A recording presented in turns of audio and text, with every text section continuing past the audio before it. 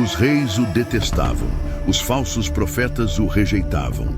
Seu próprio povo o desprezava. Ainda assim, ele seguia adiante. Um só homem, enfrentando sozinho um reino inteiro. Chamaram-no de louco, de corrupto, de inútil. A história quase o apagou, mas o céu jamais o esqueceu. Não acumulou tesouros, não correu atrás de aplausos, tampouco serviu aos caprichos da multidão. Seu único bem era a verdade, e por ela foi caçado. Enquanto bajuladores agradavam o rei com mentiras confortáveis, ele apanhou, foi acorrentado e lançado ao cárcere. Foi condenado por pronunciar o que ninguém ousava dizer. Uma voz solitária que ecoou tão alto que alterou o destino de um povo. A queda e o futuro de uma nação estavam em suas palavras. Mas afinal, quem foi Micaías? Qual frase saiu de sua boca que inflamou a ira de um monarca? E por que seu relato ainda conversa com os ensinamentos de Jesus centenas de anos depois? Permaneça comigo até o fim. Hoje você vai conhecer a trajetória oculta de Micaías, o profeta que enfrentou o trono e pagou caro por permanecer fiel ao que Deus lhe mandou dizer. Se esta mensagem tocar o seu coração, compartilhe.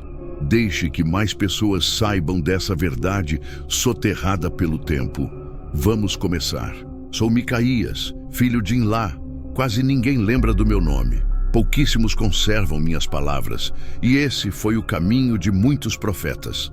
Falar o que o Altíssimo ordenou, mesmo quando ninguém desejava ouvir. Nasci em dias sombrios. Israel afundava em idolatria, e os governantes se corrompiam cada vez mais.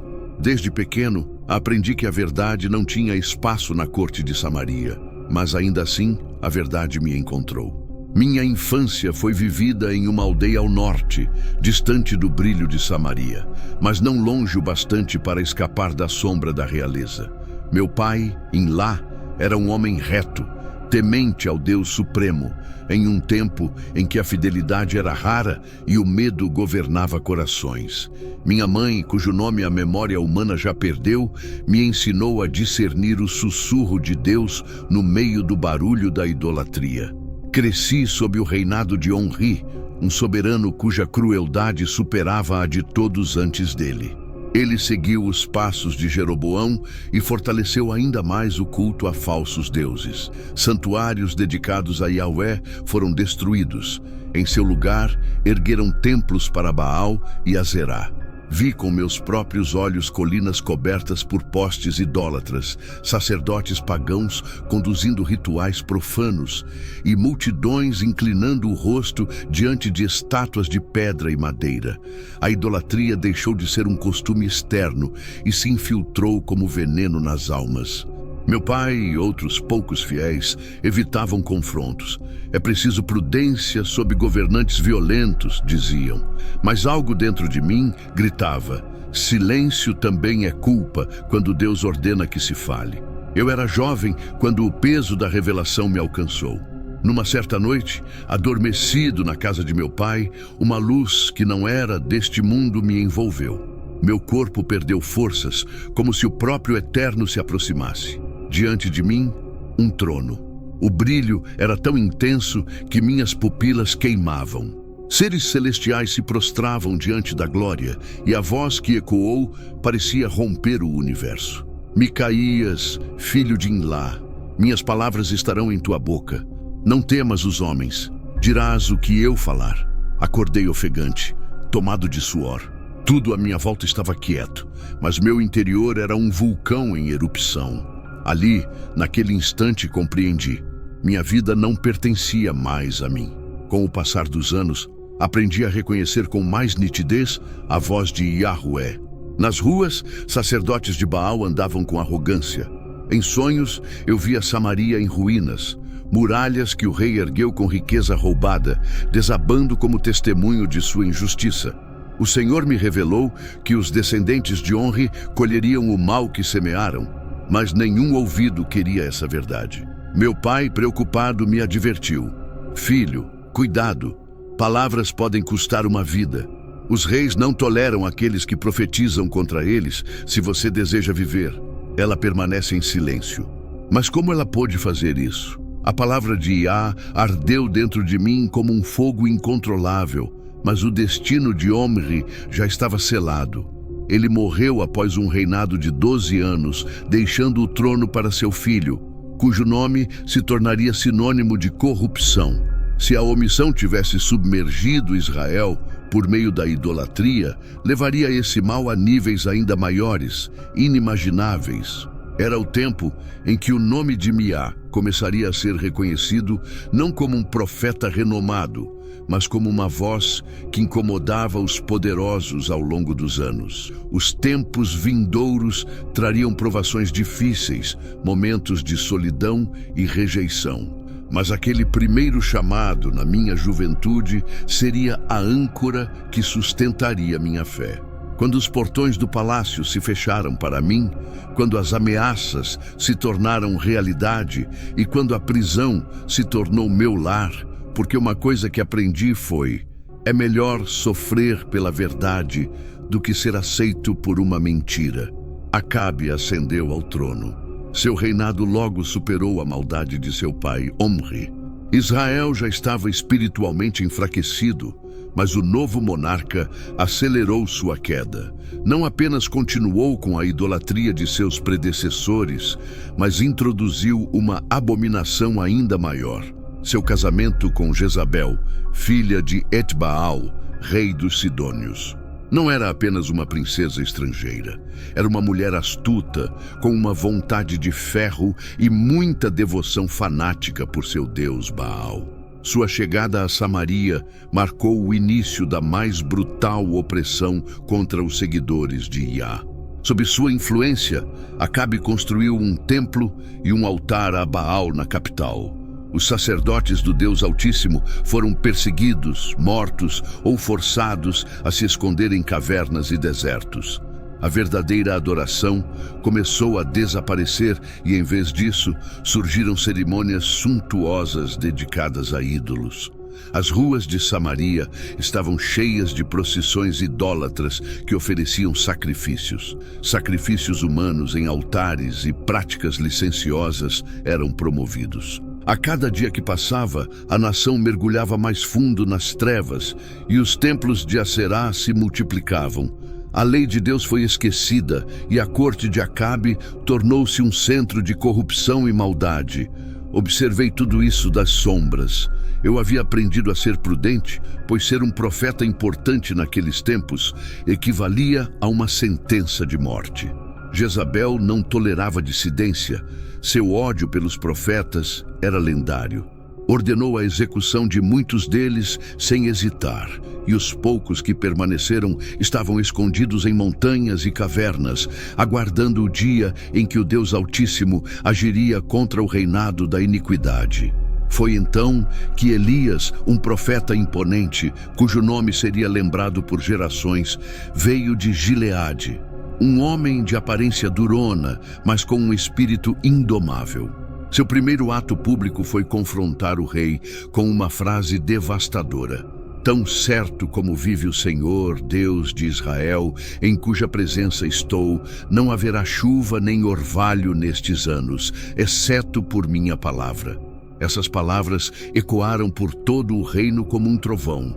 Israel dependia da chuva para a colheita, para a própria vida. Sem ela, a fome e o desespero logo tomariam conta da terra.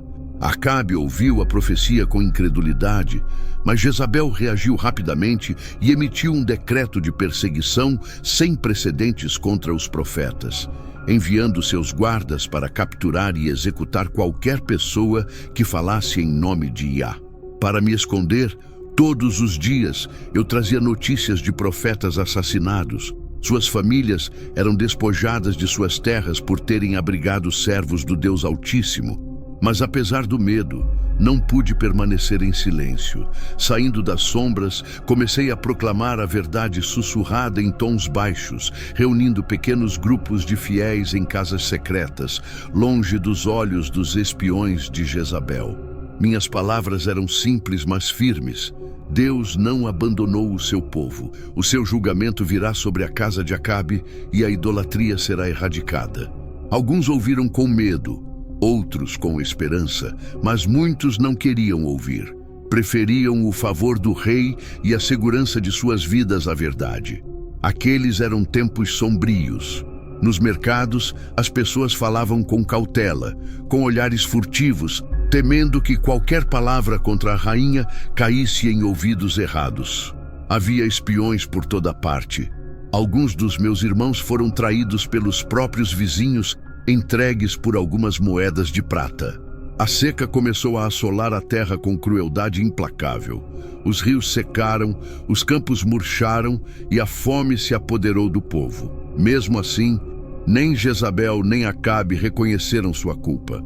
Em vez de se arrependerem, redobraram sua adoração a Baal, acreditando que com mais sacrifícios e mais rituais seriam capazes de restaurar a chuva. Em meio a esse julgamento divino, o povo permaneceu dividido. Alguns começaram a questionar a autoridade de seus deuses, perguntando-se se a seca era verdadeiramente um castigo. Outros, cegos pelo medo e pela opressão, continuaram a prostrar-se diante das imagens de pedra e madeira, esperando em vão pelo perdão de ídolos que não podiam falar nem agir. Eu sabia que não podia ficar para sempre nas sombras. O tempo de falar com coragem havia chegado. A voz de Deus se aproximou, ardendo dentro de mim, e embora a perseguição fosse intensa, eu não conseguia ficar quieto. Elias me desafiou a agir, assim como em breve ele também seria chamado para desafiar o rei. Elias, um nome pronunciado com medo e reverência por toda a nação.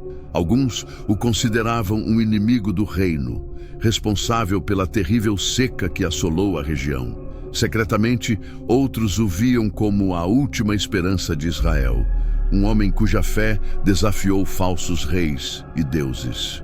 Seu paradeiro era um mistério. Desapareceu da vista do público depois que a seca foi declarada e Jezabel o procurou com fúria implacável, enviando emissários às nações vizinhas exigindo seu retorno. Mas ninguém sabia onde ele estava. Até que um dia, em uma das minhas viagens clandestinas ao Monte Carmelo, encontrei-o. Eu tinha ouvido rumores de que Elias estava reunindo alguns seguidores nas encostas da montanha, um lugar que durante séculos era considerado sagrado. Movi-me com cautela, sempre vigilante.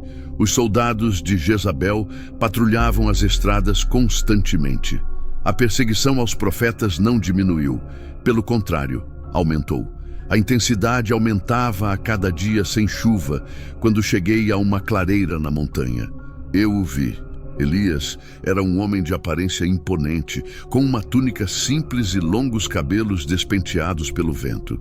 Seus olhos brilhavam como fogo. O olhar de alguém que estivera na presença de Deus era inabalável, e ainda assim ele não temia os homens ao seu redor. Um pequeno grupo de fiéis o ouvia. Aproximei-me com respeito, ouvindo atentamente e sentindo que estava no lugar certo. Na presença de um verdadeiro servo do Altíssimo, meu filho de Imla, disse ele antes que eu pudesse me apresentar: "O Senhor me falou de você." Estremeci. Como ele poderia saber quem eu era? "Você também foi chamado para proclamar a verdade", continuou. "Mas o caminho que você escolheu não será fácil. Desprezado, aprisionado e com suas palavras ignoradas, você está preparado para isso?" Engoli em seco.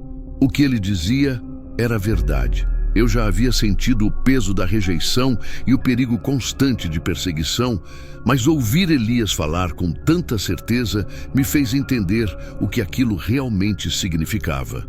Para mim, não há outro caminho senão ser profeta em tempos de maldade, respondi com firmeza. Elias olhou para mim com aprovação. "Então você verá com seus próprios olhos a glória de Yahvé. Em breve, o Senhor me enviará para desafiar os profetas de Baal, para que Israel saiba quem é o verdadeiro Deus." Permaneci em silêncio, absorvendo suas palavras. Eu ouvira sobre a arrogância dos sacerdotes de Baal, como eles desfilavam pelas ruas em vestes luxuosas, proclamando que seus deuses trariam chuva. Mas Elias falava com a certeza de alguém que havia recebido instruções diretas do Todo-Poderoso. 2 dias depois, a notícia se espalhou por todo o reino. Elias apareceu em Samaria e Acabe foi desafiado perante seu próprio tribunal. E todos os israelitas se reuniram no Monte Carmelo.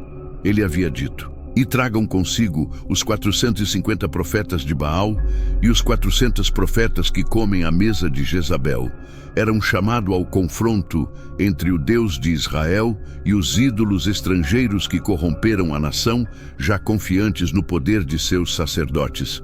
Os sacerdotes aceitaram o desafio.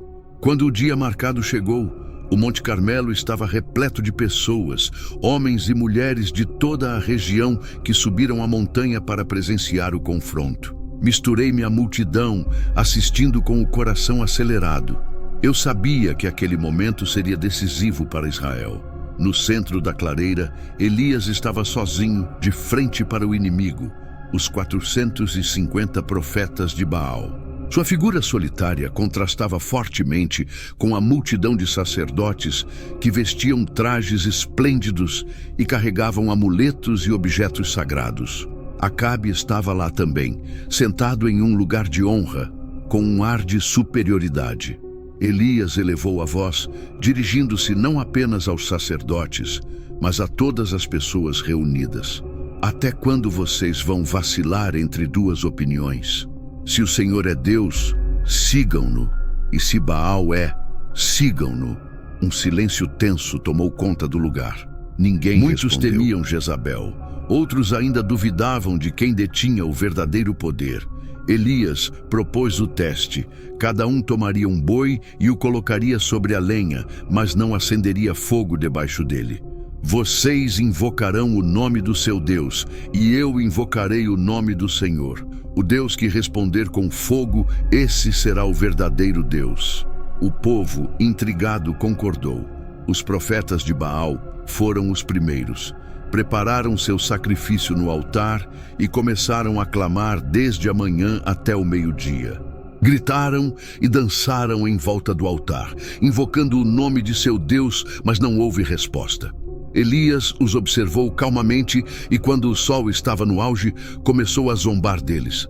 Gritem mais alto! Talvez o seu Deus esteja meditando ou tenha algum assunto a tratar. Talvez ele esteja dormindo e precise ser acordado. Em desespero, começaram a se cortar com facas e lanças, derramando o próprio sangue. O sangue correu sobre o altar, mas as horas passaram e o céu permaneceu em silêncio. Quando chegou a hora do sacrifício da tarde, Elias aproximou-se e consertou o altar do Senhor que havia sido demolido. Ele usou 12 pedras representando as tribos de Israel e construiu um altar em nome do Senhor. Depois, cavou um poço ao redor do altar e pediu que trouxessem água. 4 jarras foram derramadas sobre a lenha. Pediu então que fosse feito novamente. E mais uma vez. A água subiu ao altar e encheu a cova. Depois, ergueu o rosto para o céu e orou. Ó Deus de Abraão, de Isaque e de Israel, que hoje se saiba que tu és Deus em Israel e que sou teu servo, e fiz tudo isso por tua ordem. Responde-me, ó Senhor, responde-me, para que este povo saiba que tu és o verdadeiro Deus e os tragas de volta ao teu coração. Naquele instante, fogo desceu do céu. Um raio caiu sobre o altar, consumindo o holocausto, a lenha, as pedras, a poeira e até a água do fosso. O calor era tão intenso que todos recuaram com gritos de espanto. O silêncio que se seguiu foi quebrado pelo clamor unânime do povo. Yahué é Deus! Yahué é Deus! Os profetas de Baal ficaram paralisados de terror. Elias voltou-se para a multidão e ordenou que nenhum deles escapasse. O povo investiu contra os falsos sacerdotes e naquela tarde a justiça de Deus caiu sobre eles. Observei tudo com um olhar atento, uma mistura de admiração e medo. Eu nunca tinha testemunhado um ato tão poderoso do Altíssimo, mas enquanto o povo se prostrava em adoração, Acabe fugiu com uma expressão sombria. Eu sabia que aquilo não havia acabado. Jezabel não ficaria parada diante da humilhação de seus sacerdotes. A guerra em Israel mal havia começado. Naquele momento, compreendi que minha vida estava por um fio. mas a verdade era que eu não podia recuar. Assim diz o Senhor, declarei com voz firme: se vocês continuarem neste caminho, ó Israel, ele cairá, e você com ele. Você entregou seu coração a ídolos e permitiu que Jezabel corrompesse esta nação. O julgamento de Deus está sobre você, e se não se arrepender, seu trono será banhado em sangue. Um silêncio gélido caiu sobre o cômodo. Ela estreitou os olhos e cerrou os dentes. Seu orgulho lutava contra o desconforto que minhas palavras lhe causaram. Mas antes que eu pudesse continuar, Jezabel deu um passo à frente para responder, com a voz afiada como uma adaga. Esse homem não passa de um agitador, um inimigo da coroa. Por que você tolera esses falsos profetas que só trazem infortúnio com suas palavras? Ela desviou o olhar com desprezo. Homem insignificante, você acha que pode ameaçar o rei com suas visões? Você não viu o que aconteceu com Elias? De que adiantou o fogo que veio do céu? Baal ainda é venerado em Samaria, e seu poder não será sabotado por charlatães como você. Sua voz era venenosa, cheia de ódio. Acabe olhou para a esposa e depois fixou o olhar em mim novamente. Havia algo em sua expressão que revelava um vestígio de dúvida, um lampejo de medo. Ele havia visto o poder de Yahweh com seus próprios olhos, mas a influência de Jezabel era mais forte. Mate-os, mesmo assim, disse ela finalmente, com uma mistura de irritação e zombaria. Mas vou garantir que ele não traga mais caos ao meu reino. Com uma manobra de desprezo, Acabe acenou com a mão para um guarda. Levem-no. Não quero ouvir suas palavras semeando discórdia na minha cidade. Fui escoltado para fora do palácio sob os olhares atentos dos soldados. Não me prenderam, mas, a partir daquele dia, eu soube que meus movimentos seriam observados, minhas palavras mal recebidas. E ainda assim, a verdade havia sido dita. Quando parti de Samaria, sabia que aquela não seria a última vez que falaria diante de Acabe. O julgamento de Deus não pararia. Mesmo que Jezabel me desprezasse, mesmo que o rei me ignorasse, meus avisos permaneceriam. O destino de Israel já estava escrito. O reinado de Acabe estava longe de conhecer a paz. Seus pecados se manifestavam não apenas na idolatria e na corrupção, mas também na instabilidade política de seu governo. Enquanto a terra de Israel sofria os estragos da seca e do julgamento divino, os inimigos do reino estavam à espreita, aguardando o momento oportuno para atacar. A Síria, sob o comando do rei Ben-Hadad, era a ameaça mais imediata. As tensões entre Samaria e Damasco eram novas. A Síria havia crescido em poder e ambição, e Ben-Hadad, confiante em seu exército, decidiu invadir o território de Israel. Observei de longe o rápido cerco de Samaria e a exigência de rendição imediata. A forma como Acabe reagiu a essa crise não foi a de um homem corajoso. Seu reino estava espiritualmente enfraquecido e ele próprio, abatido pelos avisos dos profetas e pelo crescente desprezo de seu povo. A princípio, pareceu disposto a ceder. Os enviados sírios chegaram ao tribunal com uma mensagem clara: suas riquezas, suas esposas e seus melhores filhos serão meus, concedidos pelo seu rei. Acabe, dominado pelo medo e pela submissão, concordou sem resistência. Mas Ben-Hadad não ficou satisfeito. Após a humilhação inicial, a exigência seguinte foi ainda mais insultuosa. Amanhã enviarei meus oficiais, e eles revistarão seu palácio e as casas dos seus servos. Serão despojadas de tudo o que tiver valor. Por fim, até seu orgulho lhes será tirado. O rei, vendo-se ferido, convocou os anciãos de Israel e expressou sua angústia. Era um homem preso entre o medo e a vergonha. Os conselheiros perceberam que a rendição total significaria o fim do reino. Incitaram-no à resistência. Foi então que um profeta desconhecido, cuja identidade nunca foi revelada, compareceu ao tribunal com uma mensagem fundamental. Assim diz o Senhor: vocês viram essa grande multidão?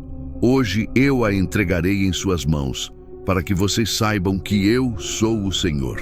Acabe, desesperado por qualquer sinal de esperança, perguntou: por meio de quem? Pelos jovens dos príncipes das províncias, respondeu o profeta, e você será quem iniciará a batalha. Mas por necessidade do que por convicção, Acabe obedeceu e reuniu um pequeno exército de pouco mais de 7.000 homens preparados para o combate. Os jovens das províncias foram os primeiros a avançar, e quando os sírios os viram, pensaram que eram apenas delegados. Ben-Hadad, embriagado em seu acampamento ao lado dos outros reis aliados, ordenou que fossem capturados vivos. Mas não havia tempo para diplomacia. Os jovens israelitas atacaram ferozmente, surpreendendo o exército sírio. A ação prosseguiu com vigor, e em poucas horas, as forças de Damasco estavam em retirada. Durante a fuga, Ben-Hadad escapou a cavalo, deixando seu exército em caos. Contra todas as expectativas, Israel havia alcançado a vitória. Mas a história não terminou ali. O mesmo profeta que havia previsto a vitória voltou algum tempo depois com outro aviso. O rei da Síria retornará no próximo ano. Preparem-se. Ben-Hadad recusou-se a aceitar a derrota. Seus conselheiros garantiram-lhe que o único motivo para sua derrota era ter lutado nas colinas, onde o Deus de Israel teria vantagem. Sugeriram uma estratégia diferente: confrontar os israelitas na planície, onde, segundo a lógica deles, Yahvé não teria poder. Um ano depois, a Síria marchou novamente contra Israel, mas mais uma vez Yahvé falou por meio do profeta. Porque os sírios disseram que Yahvé é Deus das montanhas e não dos vales. Entregarei esta grande multidão em suas mãos, e vocês saberão que eu sou Yahvé. A batalha foi devastadora para os sírios. Em um único dia, Israel matou 100.000 deles. Derrotado e amedrontado, Ben-Hadad fugiu para a cidade de Afec, onde se refugiou em um quarto secreto. Os oficiais do rei sírio o aconselharam. Como último recurso, ouvimos dizer que os reis de Israel são misericordiosos. Vistamo-nos de pano de saco, coloquemos cordas em volta do pescoço e apresentemo-nos como prisioneiros, suplicando por nossas vidas. Algo no coração de Acabe se abrandou. Em vez de executar o inimigo derrotado, fez Ben-Hadad subir ao seu carro e pronunciou palavras que selariam seu destino. Ele é meu irmão. Contra toda lógica, Acabe fez um pacto com o monarca sírio e o deixou em liberdade. Quando ouvi a notícia, soube que Deus tinha um recado para ele. Acabe havia desobedecido. A vitória não era sua, mas do Deus de Israel. A guerra não havia sido para sua glória, mas para mostrar que Yahvé é o único soberano. Mas em sua insensatez, o rei deixou vivo aquele que Deus havia entregue em suas mãos. Dias depois, enquanto Acabe retornava ao seu palácio, um profeta de Yahvé se apresentou diante dele com uma mensagem severa. Para enfatizar a gravidade da profecia, o homem cobriu o rosto com uma venda e contou sua história como parábola. Saí à batalha, disse o profeta, e um soldado me entregou um prisioneiro dizendo: guarde-o, se ele escapar, sua vida responderá pela dele.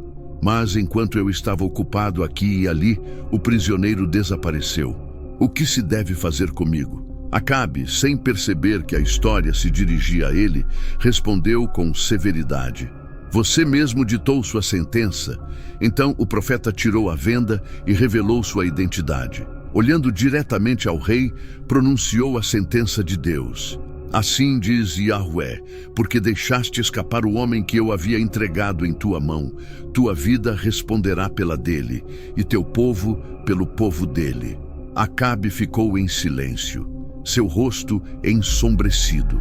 A alegria da vitória se dissipou em um instante. Sabia que havia cometido um erro fatal. Quando a notícia chegou a Jezabel, ela não se preocupou. Para ela, a palavra de Yahvé era irrelevante, e a vida de um profeta não valia mais do que a de um mendigo. Mas, no coração de Acabe, as palavras do profeta ressoavam com um peso que não podia ignorar. O juízo de Deus havia sido declarado. O destino do rei estava escrito. O sol se erguia sobre Samaria, banhando suas muralhas e palácios com uma luz dourada. Para os que passavam por suas ruas, a cidade refletia riqueza e poder.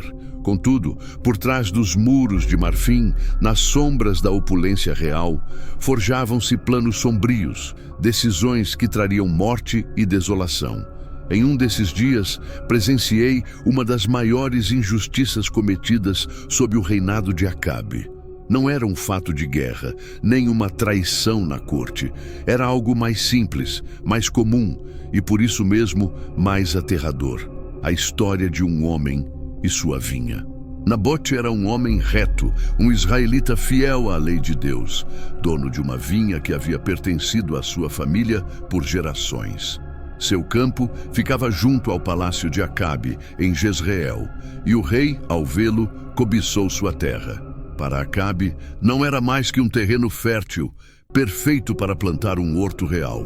Acabe se aproximou de Nabote com uma oferta. Dê-me sua vinha para que me sirva de horto, pois está perto de minha casa. Eu lhe darei outra melhor em troca, ou se preferir, pagarei seu valor em dinheiro. Nabote, com a calma de quem entendia a santidade da herança de seus pais, respondeu com respeito, mas com firmeza. Livre-me, Yahweh, de lhe dar a herança de meus pais. Na lei de Israel, a terra não era simples propriedade, era um legado divino, algo que devia permanecer na família a quem Deus a havia destinado. Nabote não podia vendê-la, não por teimosia, mas por obediência.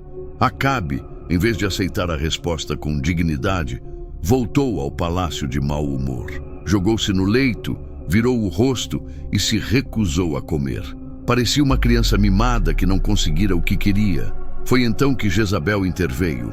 Ao ver o rosto abatido do marido, aproximou-se com desdém e perguntou: "Por que estás assim? Acaso não és tu o rei de Israel? Nabote não quer me dar sua vinha", respondeu Acabe com voz débil. Jezabel sorriu. Para ela, a negativa de Nabote não era um obstáculo. Em sua terra fenícia, reis não pediam, tomavam. "Levanta-te, come e alegra-te", disse ela. "Eu te darei a vinha de Nabote." E assim fez. Jezabel escreveu cartas em nome do rei, selou os documentos com o anel real e enviou as mensagens aos anciãos e nobres de Jezreel, ordenando que organizassem um banquete e colocassem Nabote em lugar de honra. Depois, deveriam trazer 2 falsos testemunhos que o acusariam de amaldiçoar a Deus e ao rei. O plano era astuto. Pela lei de Moisés, blasfêmia era punida com lapidação. Se o povo matasse Nabote legalmente, sua terra ficaria disponível e Acabe a tomaria sem sujar as mãos. Os anciãos obedeceram. No banquete, 2 homens perversos se levantaram e gritaram: "Ouvimos este homem amaldiçoar a Deus e ao rei."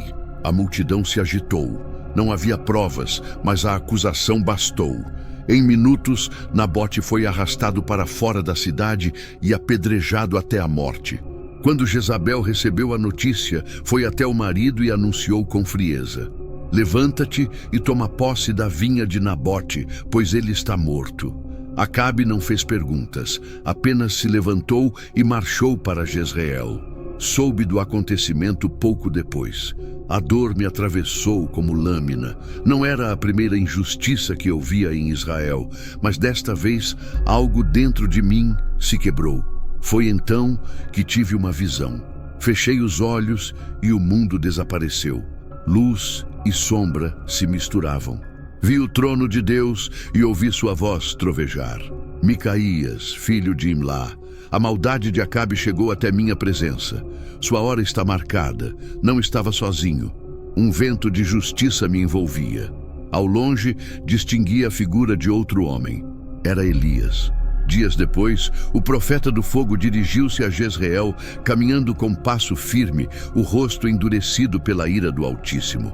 Quando Acabe saiu à vinha de Nabote, pronto para tomá-la, encontrou o olhar incandescente do servo de Deus. O rei estacou: "Então me encontraste, meu inimigo." Elias murmurou impassível: "Sim, eu te encontrei", respondeu ele, "porque você se vendeu para fazer o mal aos olhos de Iá." O silêncio caiu sobre a vinha. As palavras do profeta ressoaram como o badalar de sinos de julgamento. Assim diz o Senhor: trarei o mal sobre você, exterminarei seus descendentes, eliminarei todos os homens da sua casa, sejam escravos ou livres. Sua linhagem será como a de Jeroboão e a de Baasa, porque você provocou a minha ira e fez Israel pecar. Acabe abriu a boca para falar, mas Elias não havia terminado. A respeito de Jezabel, ele prosseguiu com voz de trovão: os cães a devorarão junto ao muro de Jezreel. O rei empalideceu. Os que morrerem na cidade serão devorados por cães, e os que morrerem nos campos servirão de alimento para as aves do céu. Acabe não conseguiu responder. Seu corpo tremia. Nunca havia sentido tanto terror. Quando Elias terminou, virou-se e saiu. Em Samaria, a vida continuou. As pessoas seguiam com suas rotinas, alheias ao que havia acontecido na vinha de Nabote. Mas eu sabia, a justiça de Deus nunca cessa. Embora demorasse um pouco mais, a casa de Acabe acabaria sucumbindo ao próprio peso da maldição. O tempo passou e, embora a sentença de morte contra Acabe tivesse sido proferida, o rei de Israel continuou seu reinado como se nada tivesse acontecido. A sombra da profecia de Elias deveria tê-lo assombrado, mas seu coração era orgulhoso e teimoso. Em vez de se arrepender, cercou-se daqueles que apenas lhe diziam o que queria ouvir. Foi nesses dias que Josafá, o rei de Judá, chegou a Samaria. Josafá era um homem piedoso. Ao contrário dos monarcas que governaram Judá antes dele, eliminou grande parte da idolatria em seu reino e procurou guiar o povo de acordo com a vontade de Deus. No entanto, em um momento de diplomacia imprudente, decidiu fortalecer o relacionamento com Israel por meio de uma aliança com Acabe. Quando Josafá atravessou os portões da cidade, foi recebido com grande pompa pelo astuto Acabe. Como sempre, foi recebido com honras, e um banquete foi organizado em sua homenagem, buscando selar a proximidade antes de revelar seu verdadeiro propósito. Durante a celebração, em meio a taças de vinho e banquete, Acabe finalmente falou: Ramote Gileade nos pertence, disse ele, curvando-se em sua direção. Está sob o domínio do rei da Síria, mas é nossa por direito. Irás comigo à guerra para recuperá-la? Josafá olhou para ele com cautela. Não era um homem de decisões precipitadas e, embora desejasse manter a aliança com Israel, não podia ignorar que toda guerra exigia a aprovação divina. Estou contigo, respondeu prudentemente. Mas antes de partir, vamos consultar ao Senhor. Acabe disfarçou o incômodo com um sorriso forçado. Não era um rei que se preocupava em buscar a vontade do Deus de Israel, mas, se isso mantinha Josafá satisfeito, estava disposto a lhe dar a aparência de legitimidade. Mandou chamar seus profetas. Um a um chegaram ao salão do trono. Eram 400, vestidos com túnicas esplêndidas e com rostos de falsa solenidade. Esses homens não eram verdadeiros profetas de Yahvé, mas servos da corte, aduladores que diziam o que o rei queria ouvir. Durante anos haviam substituído os servos do Altíssimo, preenchendo o vazio deixado pelos profetas assassinados por Jezabel. Quando se apresentaram, Acabe perguntou claramente: devemos ir à guerra contra Ramote Gileade ou devemos nos abster? Os 400 profetas, como um só homem, levantaram as mãos e proclamaram com júbilo: sobe, ó rei, Deus a entregará em tuas mãos. O salão do trono explodiu em gritos de aprovação. Sacerdotes e oficiais do reino aplaudiam a suposta confirmação da vontade divina. Um dos profetas, chamado Zedequias, quis se destacar entre os demais. Tomou chifres de ferro e, em um arrobo teatral, declarou: assim diz Yahvé, com estes chifres ferirás os sírios até exterminá-los. Josafá, sentado ao lado do rei Acabe, observou a cena com ceticismo. Algo em seu interior lhe dizia que aquilo não era uma verdadeira revelação de Yahvé. Inclinou-se para Acabe e perguntou com voz serena, mas firme: não há aqui ainda um profeta de Yahvé a quem possamos consultar? O ambiente na sala mudou imediatamente. A alegria falsa se desfez.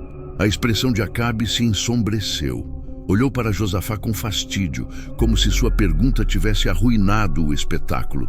Ainda há um homem, disse com desgana, Micaías, filho de Imlá, mas eu o detesto, porque nunca profetiza o bem para mim, apenas o mal. Josafá, com o tom de um homem que não tolerava a manipulação da verdade, replicou: Não fale assim, ó rei. Mande chamá-lo. Acabe suspirou, sabendo que não podia negar sem parecer fraco, e fez um sinal a um soldado: Tragam Micaías. Assim, mais uma vez, fui chamado à corte do rei.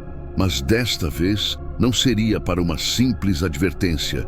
Desta vez, a verdade de Yahvé desmoronaria toda a farsa que Acabe e seus falsos profetas haviam construído. O mensageiro do rei chegou até onde eu estava. Eu já não era um profeta livre. Desde a primeira vez que falei contra Acabe, me puseram sob vigilância constante. Eu não podia me mover sem que um guarda da corte seguisse meus passos, e a maioria das portas havia se fechado para mim. Ainda assim, a palavra de Yahvé ardia em meu interior, e eu não podia calá-la. O soldado que me escoltava pelos corredores do palácio era um homem rústico, de rosto marcado por cicatrizes de guerra. Enquanto caminhávamos em direção à sala do trono, ele me dirigiu uma advertência em voz baixa. Escuta, profeta, todos os outros falaram bem ao rei. Se fores sábio, farás o mesmo. Parei por um instante e o olhei com calma. Sabia o que ele queria dizer. Na corte de Acabe, a verdade era perigosa. Se eu falasse contra a vontade do monarca, pagaria com a vida. Ou coisa pior, o que Yahvé me disser, falei. Isso eu falarei. Entramos no salão do trono, onde estavam Acabe e Josafá, cercados pelos 400 profetas que já haviam garantido a vitória em Ramote-Gileade. Havia um ar de expectativa no salão. Muitos dos presentes já estavam ansiosos. Eles sabiam quem eu era. Não era a primeira vez que eu comparecia perante o rei com uma mensagem de julgamento. Ele olhou para mim com desdém e disse, com evidente irritação: Devemos entrar em guerra contra Ramote de Gileade ou devemos nos abster? Seu tom era zombeteiro. Ele sabia que eu não era como os outros profetas e provavelmente esperava que minha resposta fosse diferente da dos bajuladores que o cercavam. Naquele momento, decidi expor a hipocrisia deles e disse: Subi e conquistai. Iá irá entregá-la nas mãos do rei. A ironia era evidente. Meu tom era vazio, sem sinceridade. Ele percebeu imediatamente, franziu a testa e bateu no braço do trono com irritação. Quantas vezes preciso fazer você jurar que não me contará nada além da verdade em nome de Yahvé? O salão ficou em silêncio. Todos os olhares estavam voltados para mim. Respirei fundo e falei solenemente. Vi Israel disperso pelas montanhas como ovelhas sem pastor. E Yahvé disse: Eles não têm mestre. Voltem cada um para sua casa em paz. Um murmúrio percorreu a sala. Todos entenderam o significado das minhas palavras. Israel seria derrotado e, mais importante, Acabe não voltaria vivo. O rei se virou para Josafá, cheio de amargura. Eu não te disse que ele nunca profetiza coisas boas para mim? Sempre o mal, mas eu não havia terminado. Deus me mostrara algo maior do que a simples derrota de Israel. Senti que precisava revelar a verdade que o rei não queria ouvir. Ouçam agora a palavra de Yahvé, proclamei.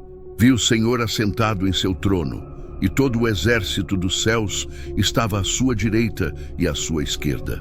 Um arrepio percorreu a sala. Ninguém falava de Yahvé daquela maneira na corte de Acabe. E Yahvé disse: Quem enganará Acabe para que suba e caia em Ramote de Gileade? Um espírito disse uma coisa, outro sugeriu outra. Então, um espírito se apresentou diante de Yahvé e disse: Eu o enganarei. Yahvé perguntou: Como? E ele respondeu: Sairei e serei um espírito mentiroso na boca de todos os seus profetas. E Yahvé lhe disse: Tu o enganarás e prevalecerás. Vai e faze assim. Fiz uma pausa e então declarei: Portanto, Yahvé colocou um espírito mentiroso na boca de todos esses teus profetas, e o Senhor já decretou o mal contra ti. A sala explodiu em gritos. Alguns se levantaram indignados, outros ficaram chocados. Zedequias, o mesmo que exibira os chifres de ferro como símbolo de vitória, avançou furiosamente e me golpeou no rosto. De onde teria saído o espírito de Yahvé para falar contigo e não comigo? Desafiou. Limpei o sangue dos lábios e o encarei sem hesitar. Tu verás, no dia em que te esconderes em um quarto interior para escapar da destruição. Zedequias empalideceu. Sabia que eu não falava por mim mesmo. Acabe não suportou mais. Endireitou-se no trono, o rosto tomado de raiva. Levem-no embora, ordenou aos guardas. Entreguem-no a Amon, o governador da cidade, e a Joás, meu filho. Digam-lhes que foi isso que o rei disse. Prendam este homem e alimentem-no com pão de aflição e água de angústia, até que eu volte em paz. As palavras ecoaram. Olhei para ele uma última vez e declarei: se realmente voltares em paz. Yahvé não falou por meu intermédio. E dirigindo-me à assembleia, exclamei: ouçam todos vocês. Fui arrastado para fora do salão. Sentia a dureza do chão sob meus pés, enquanto os gritos dos falsos profetas ainda ecoavam ao meu redor. Uma certeza ardia em meu coração. Acabe não voltaria. Deus havia falado, e sua palavra nunca falha. Os portões da prisão se fecharam com força atrás de mim. A escuridão e a umidade permeavam a cela onde fui trancado. Deram-me pão amanhecido e água em uma tigela de barro rachada. Mas eu não tive medo. Sabia que a sentença sobre Acabe já havia sido proferida. Enquanto eu permanecia na prisão, o rei de Israel se preparava para a guerra. Ignorando o aviso divino, decidiu marchar contra Ramote de Gileade. Talvez, no fundo, estivesse com medo, mas se agarrou à mentira que ele mesmo havia alimentado.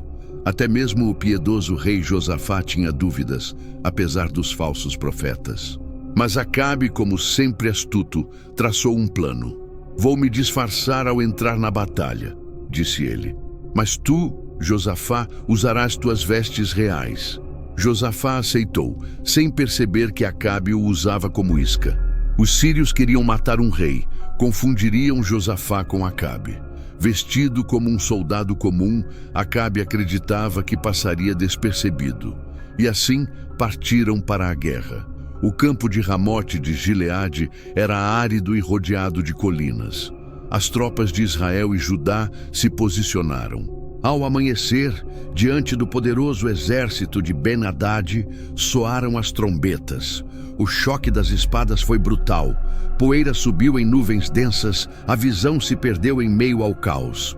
Os sírios tinham uma única ordem: matar o rei de Israel. Ao ver Josafá com vestes reais, cercaram-no, acreditando que fosse Acabe. Em desespero, Josafá clamou a Yahvé.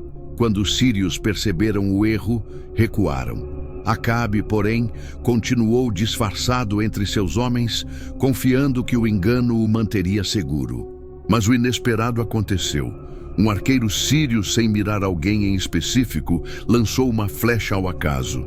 Ela voou pelo ar e atingiu com precisão o único ponto vulnerável entre as juntas da armadura de Acabe. O rei sentiu o impacto. O choque o fez arfar. A dor era imediata e profunda. Viu o sangue jorrar por seu lado. O destino o alcançara. Compreendeu naquele instante que Micaías havia dito a verdade. A profecia de Yahvé se cumpria com precisão aterradora. Mas Acabe, orgulhoso até o fim, não queria que seu exército soubesse. Sustentai-me, levai-me para fora do combate, ordenou.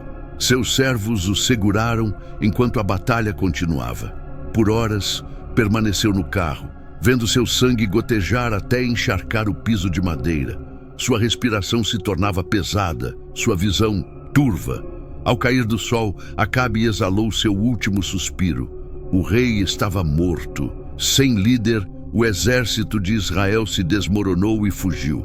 Seu corpo foi levado a Samaria, onde foi sepultado. Mas seu castigo não havia terminado. Seu carro, ainda empapado em sangue, foi lavado em um tanque da cidade. O sangue escorreu e se misturou ao pó. Então os cães se aproximaram, lamberam o sangue do rei, exatamente como Yahweh havia dito pela boca de Elias. Assim terminou a história de Acabe, o rei que vendeu sua alma à maldade, que ignorou as advertências do Deus Altíssimo. Mas embora estivesse morto, a sombra de seu pecado ainda pairava sobre Israel. Eu, Micaías, filho de Imlá, ainda tinha mais por ver. O frio da prisão se tornara uma segunda pele. Não sabia quanto tempo se passara. Dias, semanas, meses. Cada dia era igual. Pão duro, água turva, sombras que se estendiam na penumbra. Não sabia o que ocorria lá fora, mas em meu espírito eu sabia. A palavra de Yahweh nunca falha. A morte do rei logo foi confirmada. Ouvi os rumores entre os guardas. Caiu na batalha, sangrou até o pôr do sol. Sua profecia se cumpriu. Os cães lamberam seu sangue. Não sorri, não celebrei. Não há alegria em ver o juízo se cumprir. Apenas a certeza inabalável de que a verdade não pode ser silenciada. Mesmo com sua morte, minha prisão continuava. Jezabel ainda tinha influência. Nos momentos em que o desânimo tentou me dominar, de que adiantava proclamar a verdade se tudo terminava em uma cela escura, lembrei-me dos profetas que me precederam. Moisés diante do faraó, Elias diante de Baal. Eles foram rejeitados, mas nunca abandonados. Nem eu seria. A prisão não era o fim, apenas uma estação no caminho da obediência. Na escuridão, orei e senti a presença da mesma voz que me chamara na juventude, que me mostrara visões de Israel disperso. Ele ainda estava comigo, e isso bastava. Os dias passaram até que um visitante inesperado chegou a Samaria.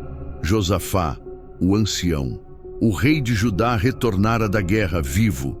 Ao ver a queda de Acabe, compreendeu que Yahweh falara por meu intermédio.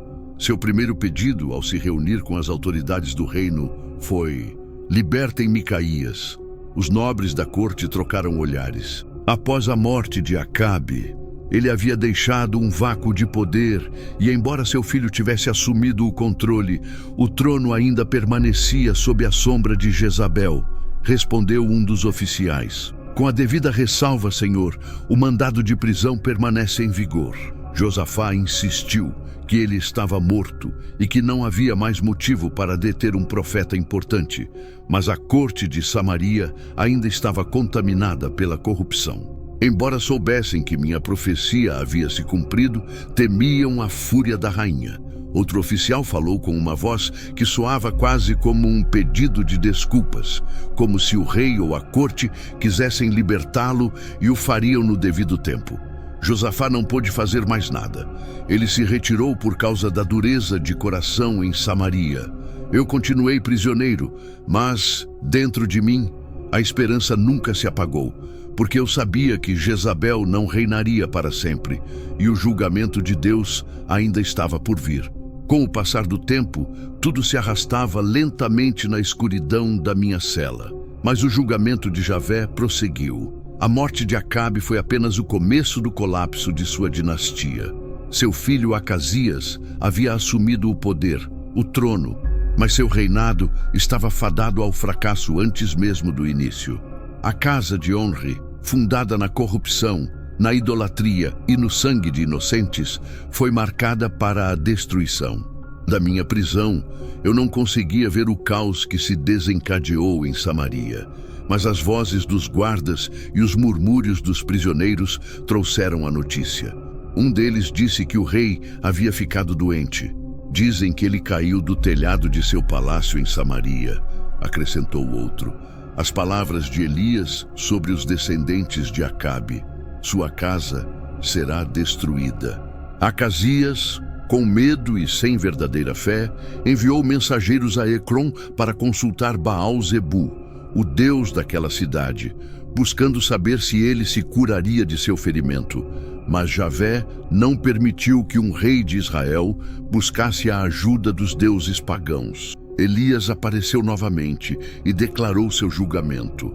Não há Deus em Israel para que vás consultar Baal-Zebu em busca de respostas. Por isso, não te levantarás do leito, morrerás. E assim foi. Acázias morreu sem filhos, e seu irmão Jorão tomou o seu lugar no trono, outro filho de Acabe, outra peça de uma dinastia que estava vacilando. Mas Deus, já tendo preparado seu instrumento de julgamento, não demorou muito para que um novo nome começasse a repercutir em Israel. Jeú, um comandante do exército, um homem conhecido por sua garra e determinação, começava a exercer influência. Soube dele entre os oficiais de guerra, na prisão, quando ouvi um guarda murmurar, preocupado: Jeú foi ungido rei, e meu coração bateu forte. Chegara o tempo da vingança de Iá. Jeú não era um homem de muitas palavras, mas, quando recebeu a profecia de que seria o instrumento de Deus para purificar Israel, não hesitou. Tomou o seu carro e marchou furiosamente em direção a Jezreel, onde Jorão, filho de Acabe, reinava.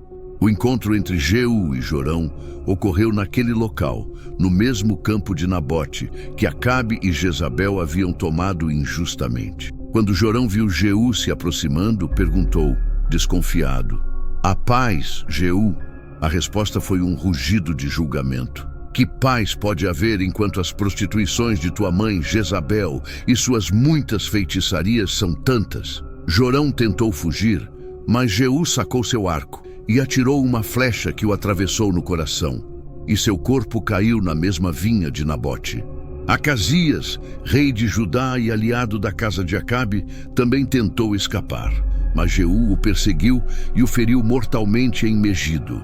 A linhagem de Acabe estava caindo um a um, mas Jezabel permaneceu.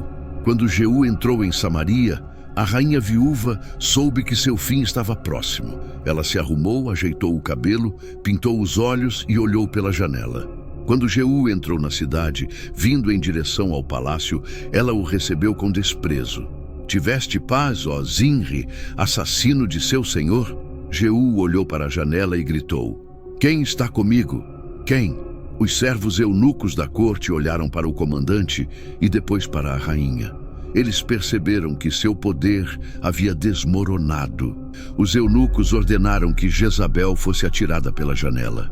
O corpo caiu com força no chão e o sangue espirrou na parede e nos cavalos. Jeú entrou no palácio sem sequer olhar para ela e, depois da refeição, ordenou que a enterrassem, dizendo que ela era filha de rei. Mas quando os servos foram recolher o corpo, encontraram apenas o crânio, as mãos e os pés. Os cães haviam levado o restante, cumprindo assim a profecia de Elias. Os cães devorarão Jezabel na herdade de Jezreel. Jeú não parou aí. Ali, ele mandou matar os 70 filhos de Acabe e mandou decapitá-los. Enviou suas cabeças em cestos para Samaria, como sinal de que Javé havia feito justiça. Eliminou então os sacerdotes de Baal e destruiu seus templos, pelo menos por um tempo. E mesmo enquanto eu estava na prisão, eu sabia que a verdade havia prevalecido. Acabe morreu na batalha. Jezabel foi devorada por cães. Os falsos profetas foram silenciados. O julgamento de Deus havia sido feito. Eu não precisava ser libertado para saber que minha missão havia sido cumprida, porque a palavra de Deus nunca retorna vazia. Os anos passaram como sombras que se alongam com o pôr do sol. A guerra consumiu a casa de Acabe. Jezabel foi devorada por cães, e o juízo crucial foi realizado com precisão aterrorizante. Mas eu, filho de Imlá, permaneci na escuridão da minha cela, esquecido por todos, exceto pelo Deus que me chamou. O tempo deixou marcas no meu corpo. Minhas mãos, que antes se erguiam firmemente para proclamar a verdade, agora tremiam, pois tinham visto as visões do Todo-Poderoso se turvarem com a idade, mas meu espírito não se quebrou. Não sei quanto tempo fiquei na prisão.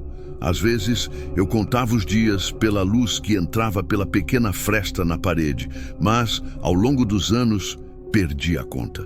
As estações mudaram, e com elas, reis ascenderam e caíram.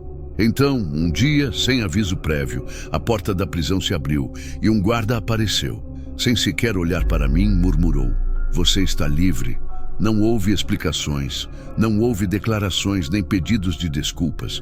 Simplesmente fui dispensado, como se nada disso importasse, como se meu encarceramento tivesse sido um mero acidente do tempo. Saí da prisão com passos hesitantes. A luz do sol atingiu meu rosto e senti seu calor como se fosse a primeira vez em anos. A cidade de Samaria se estendia diante de mim. A mesma e diferente ao mesmo tempo, rostos novos, gerações que não sabiam quem eu era nem o que eu tinha feito. Ninguém me reconheceu, ninguém me esperou. Eu era um homem anônimo. Percorri as ruas de Samaria e cada esquina me trazia à memória coisas que eu havia vivido dentro dos muros do palácio, onde confrontei Acabe, nas praças, onde os falsos profetas proclamaram mentiras. À sombra do trono onde Javé me mostrou a visão de Israel, disperso como ovelhas sem pastor. Tudo estava lá e, no entanto, nada era como antes. Parei numa colina nos arredores da cidade e observei o horizonte. Eu me lembrei de cada palavra que pronunciei, de cada aviso ignorado, de cada frase proferida em nome do Altíssimo e me perguntei: valeu a pena? Eu nunca fui popular. Nunca tive riquezas, nunca sentei nos tribunais de reis.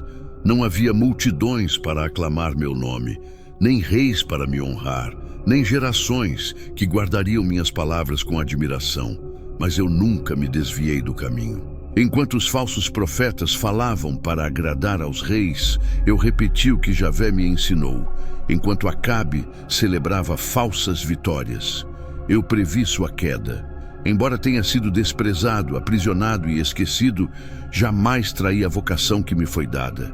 E talvez isso tenha sido suficiente. Muito tempo depois da minha morte, quando Israel mudou e Roma governava nossas terras, houve um homem que falava com uma autoridade que comovia os corações dos poderosos. Seu nome era Jesus.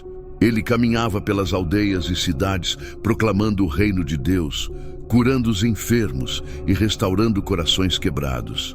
Mas, como todos os profetas antes de mim, ele foi rejeitado. Certo dia, enquanto ensinava seus discípulos, ele proferiu palavras que ressoaram ao longo do tempo. Bem-aventurados sois vós quando vos injuriarem, vos perseguirem e disserem todo tipo de mal contra vós por minha causa. Alegrai-vos e exultai, porque grande é a vossa recompensa nos céus, pois assim perseguiram os profetas que vieram antes de vós. Ele conhecia o peso da rejeição. Ele conhecia nossa história, e eu lembrei da minha.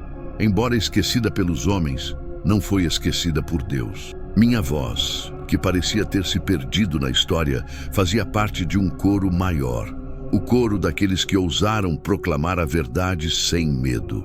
E nisso, naquele momento, eu soube que nunca estive sozinho. Meu nome não era importante, mas meu testemunho, minha fidelidade, fazia parte de uma história maior. Reis podem cair, impérios podem mudar, mas a verdade permanece. A vontade de Deus prevalece. A palavra do Altíssimo jamais morre, porque a palavra de Deus é eterna. E assim, mesmo que eu tenha sido esquecido pelos homens, fui lembrado pelo único que realmente importa.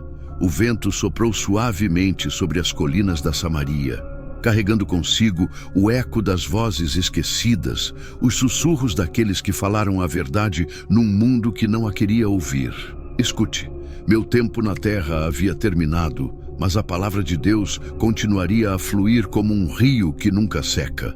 Reis caíram, impérios ruíram, mas a verdade permaneceu ao longo dos séculos. Outros se levantariam para proclamar a mensagem de Deus e, como eu, seriam rejeitados, mas também queridos. Como eu, não seriam lembrados pelos homens, mas pelo Altíssimo. Porque a história não pertence aos poderosos, nem àqueles que buscam a própria glória. A história pertence àqueles que, embora esquecidos pelo mundo, permaneceram firmes na vontade de Deus. E hoje minha história foi contada. Se este relato te impactou e você acredita que a verdade de Deus merece ser compartilhada, convido você a se inscrever, comentar e compartilhar este vídeo. Isso ajuda mais pessoas a conhecerem a história daqueles que se manifestaram quando o mundo queria que se calassem. Porque a verdade nunca morre. Até a próxima história.